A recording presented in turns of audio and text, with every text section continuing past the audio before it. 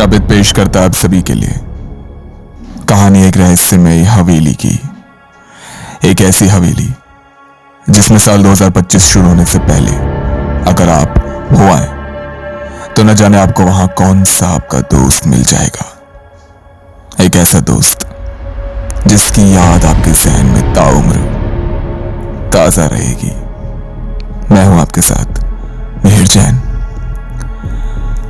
आज की ये कहानी दिल्ली के एक बीचों बीच बसी एक ऐसी हवेली की है जिसे कोई नहीं जानता। आखिर उसकी हकीकत क्या है।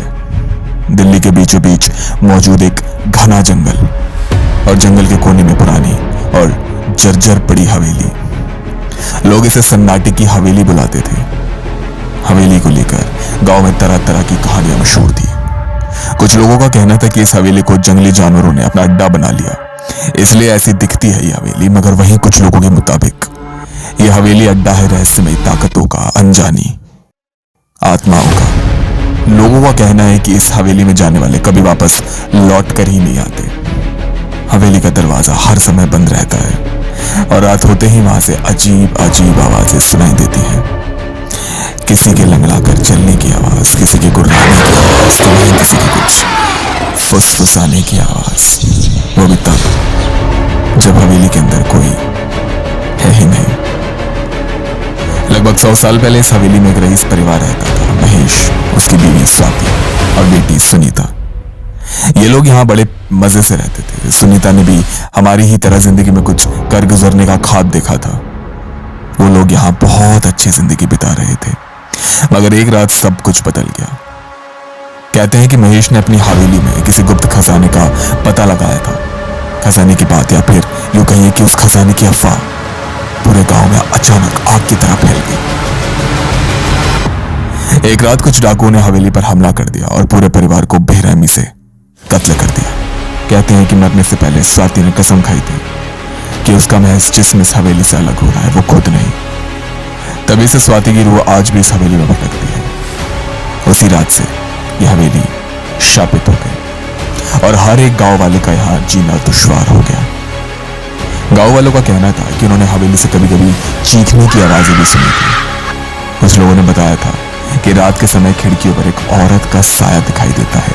हवेली के पास जाने की हिम्मत किसी में नहीं है। लेकिन एक दिन कॉलेज के कुछ लड़के लड़कियों का एक ग्रुप यहाँ घूमने आया रात का वक्त, और 4 दोस्त एक मशाल की रोशनी में न जाने क्यों मगर हवेली के अंदर दाखिल हो गए।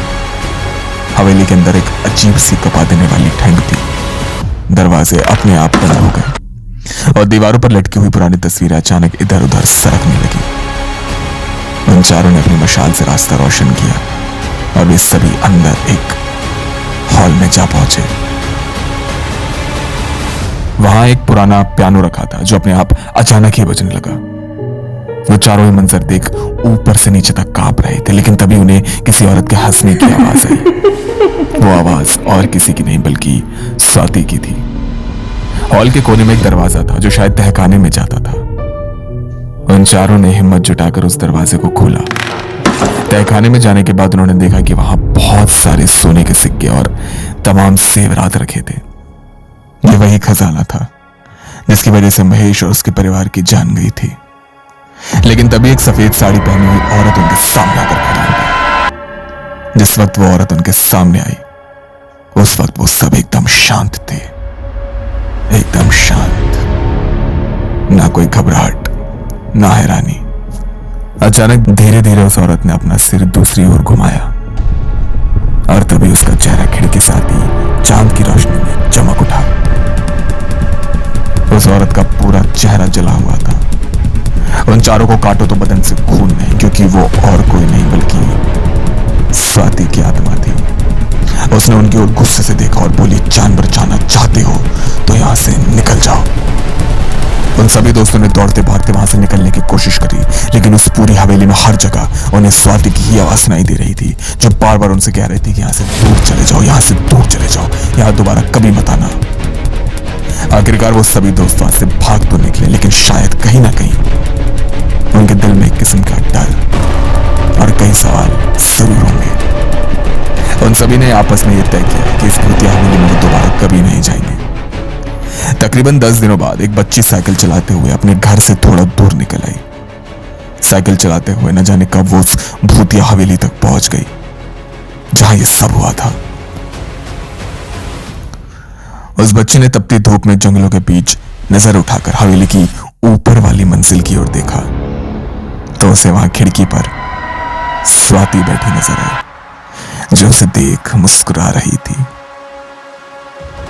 स्वाति की आत्मा आज भी उस हवेली में रहती है और शायद अपने पति महेश और अपनी बेटी सुनीता की यादों में ही यहां दिन बिता रही है। गांव वालों का कहना है कि इस हवेली से कोई जिंदा बचकर नहीं जाता, लेकिन स्वाति ने तो आज तक किसी को नुकसान पहुंचाया तक नहीं था।